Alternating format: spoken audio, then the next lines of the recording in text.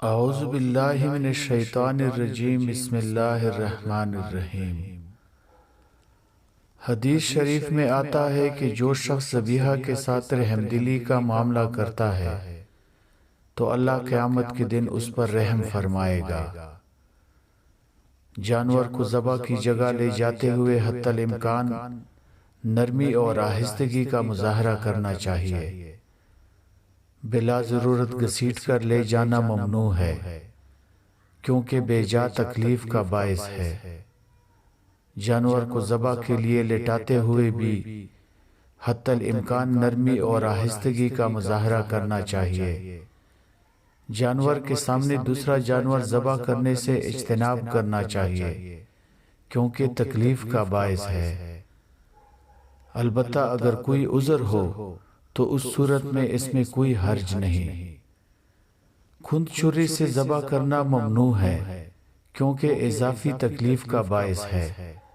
اس لیے ذبح کرنے کے لیے چھری اچھی طرح تیز کر لینی چاہیے۔ جانور کے سامنے چھری تیز کرنا یا جانور کو لٹانے کے بعد چھری تیز کرنا بھی ممنوع ہے۔ صحیح طریقہ یہی ہے کہ جانور ذبح کرنے سے پہلے ہی جانور سے چھپا کر چھری اچھی طرح تیز کر لی جائے۔ افضل یہ ہے کہ قربانی کرنے والا شخص خود ہی ذبح کرے، لیکن اگر کوئی اور شخص اس کی اجازت سے ذبح کر لے تو بھی جائز ہے۔ ذبح کے وقت تمام شرکاء کا موجود ہونا ضروری نہیں، بلکہ سب کی طرف سے اجازت ہی کافی ہے۔ البتہ بہتر یہی ہے کہ ذبح کے وقت موجود رہا جائے۔ اگر ذبح کرنے والا ذبح کرتے وقت بسم اللہ بھول گیا تو تب بھی ذبح حلال ہے، لیکن جان بوجھ کر اللہ کا نام نہ لیا تو جانور حرام ہو جائے گا۔ ذبح کرتے وقت صرف ذبح کرنے والے کے لیے بسم اللہ پڑھنا ضروری ہے۔